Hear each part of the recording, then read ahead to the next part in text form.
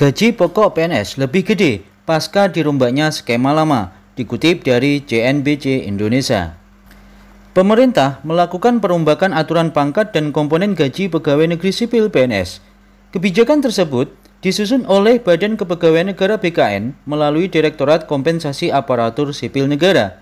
Kebijakan sistem pangkat dan gaji PNS tersebut akan diterbitkan dalam bentuk peraturan pemerintah, yakni PP tentang PNS dan PP tentang gaji, tunjangan, dan fasilitas PNS.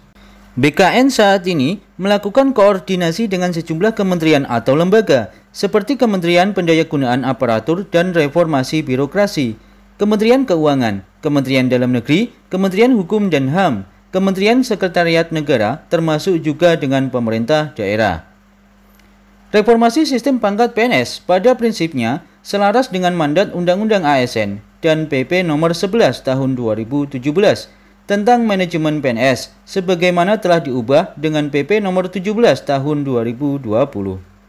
Sementara itu, proses perumusan kebijakan tentang gaji tunjangan dan fasilitas PNS merujuk pada amanat pasal 79 dan 80 Undang-Undang ASN dan mengarahkan penghasilan PNS ke depan. Pada sistem sebelumnya, pangkat melekat pada orang atau PNS, tingkat seseorang PNS, sementara pada sistem pangkat ke depan, pangkat melekat pada jabatan atau tingkat jabatan. Jelas keterangan resmi BKN.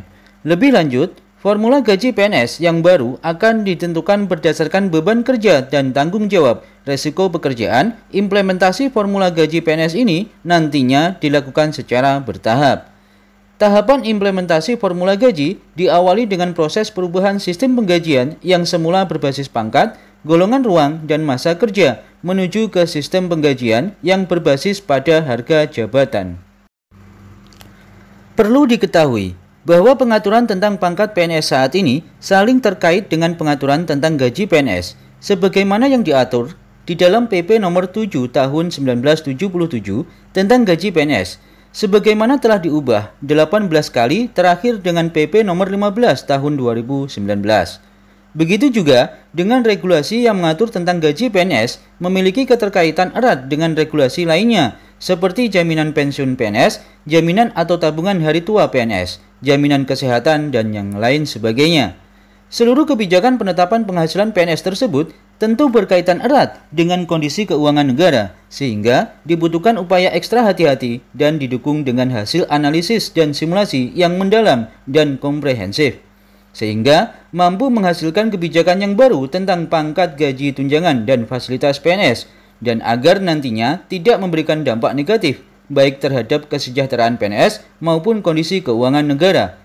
Kepala Biro Hubungan Masyarakat, Hukum dan Kerjasama BKN, Bapak Paryono, mengatakan perubahan tersebut nantinya akan berpengaruh pada komponen gaji PNS.